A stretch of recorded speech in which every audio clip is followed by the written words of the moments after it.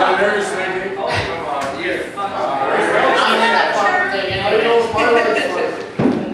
Well, welcome everyone to this, my first night of stand-up comedy.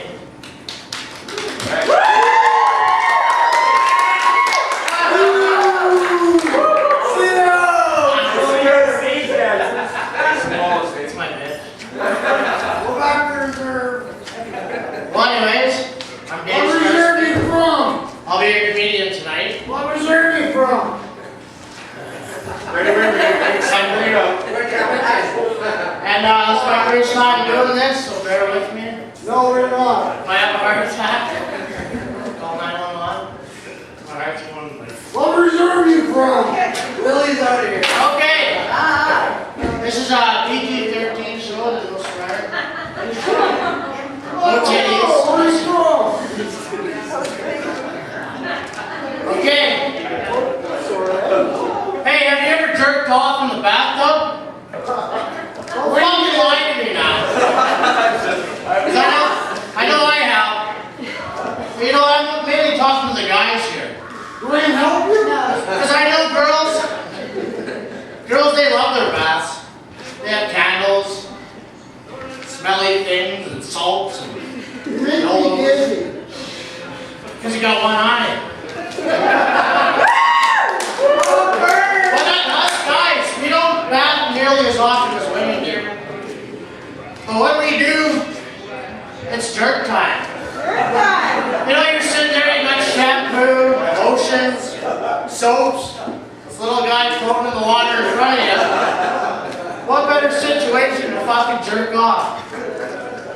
There's one time I poured myself a bath, lit a candle, slid into the bathtub, looked down, thought, hey, it's jerk time.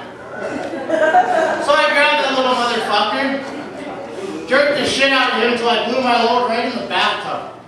And I thought, well, isn't this great? No cleanup, nothing. Just wash it off with a little bit of water. That I thought. Till I looked down a minute later, and I see this thing. Floating in the water. Trying to attach itself to my leg. The more I move, the more this little fucking cum jellyfish starts fucking trying to attach itself to my leg. So I wiggle more, and then that little fucking cum jellyfish, he went crazy. He started moving, going crazy, trying to attach itself to me.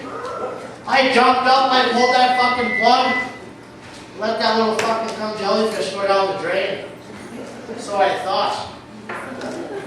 That little motherfucker didn't go down the drain.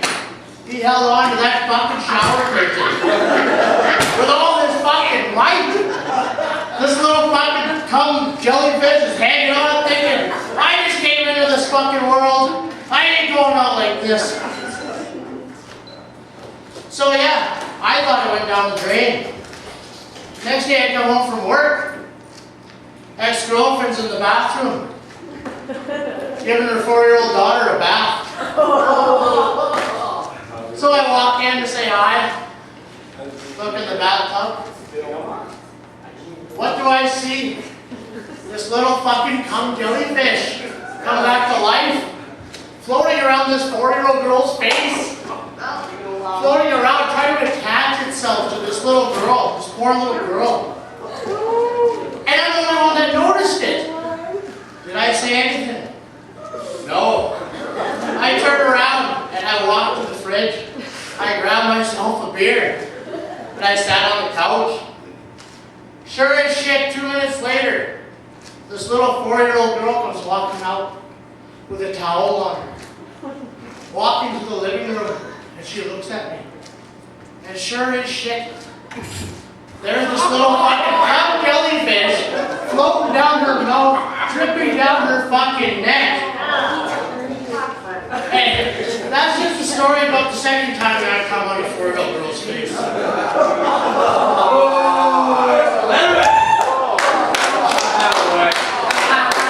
The first time Carter was there.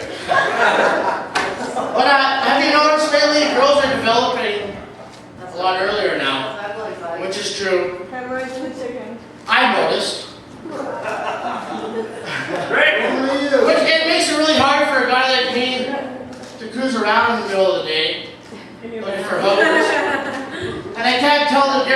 between a 14-year-old going to school or a hooker.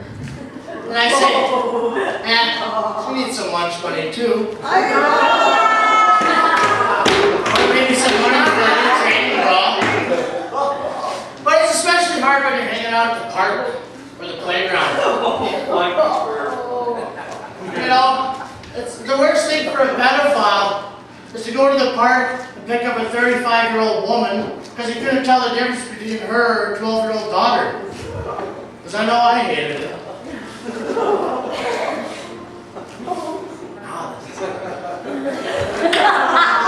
And online dating, you gotta watch out.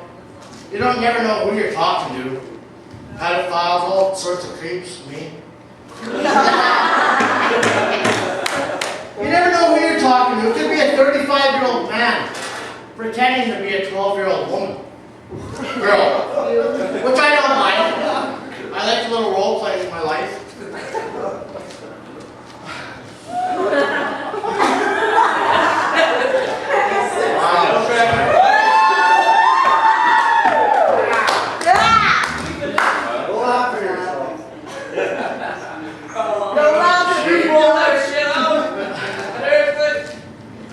Where was I? You're a woman, you're a girl, guy. Take her out your dog. Yeah, you know, no, I met this one girl online. We started to get along pretty good. You know, had a lot in common. She liked playing volleyball. I like watching volleyball. She liked to play hopscotch. I like to drink scotch. She had a 14-year-old sister. And I had her too. But no, seriously, girls are developing at a lot younger age. And that makes me think, like, seriously, can't we lower the age of consent to 12? Or at least if you got a feed cup?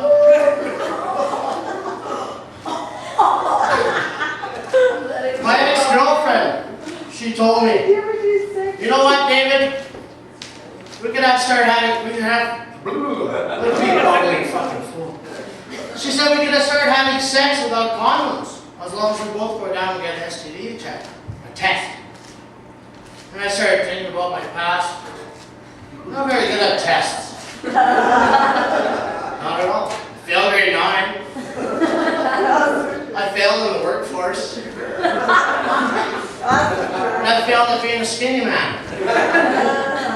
But then I started thinking about the girls I've been with in my past. Not very good odds for me, I don't think. But I agreed with her. So the next day we went down to the clinic.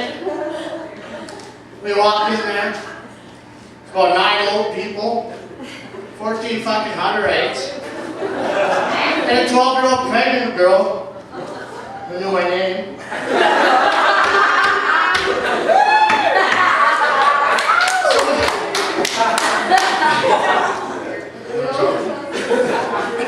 So we walked in separately, we get our test done. They tell us to come back in a couple of days. They'll give us a call for the test results. So a couple of days go by, we go back to the clinic, and we walk in, they give us these envelopes with our names on them. And she opens up hers. And at the top, it says her name, all her information, then a bunch of letters on the bottom. A, B, C, D, you know. And beside each one there was a STD, syphilis, gonorrhea. Yeah, there you go, Shay.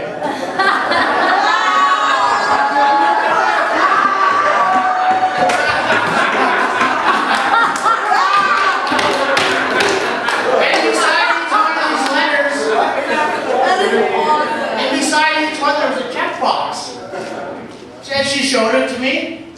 No check marks beside any of these. I thought, hey, nice clean woman. Works for me. Now it's my turn to open up my results. More nervous than this shit is. I open up this bucket envelope. At the top, it says my name, my information. Then I get to the bottom, where all the check boxes are. And sure as shit, this fucking piece of paper looked like a fucking Chinese fucking restaurant menu. And I was ordering every fucking combination on the fucking thing. A, D, B, and G. And I thought, holy shit, I folded up that piece of paper and I ran home crying like a 6-year-old boy that just got raped by his uncle. And I got home, and I'm like, yeah, he's not that good looking anyway.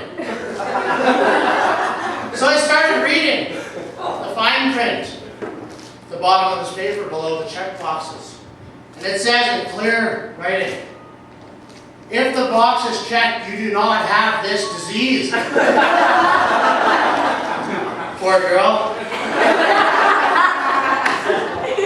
And sure as shit, 2 weeks later, behind this very bar, I see my ex-girlfriend and some sorry motherfucker have her bent over the fucking garbage bin beside the fucking Chinese restaurant. The only thing that can come to my head is, hey, motherfucker! Hope you like Chinese food because you just ordered everything on the fucking menu.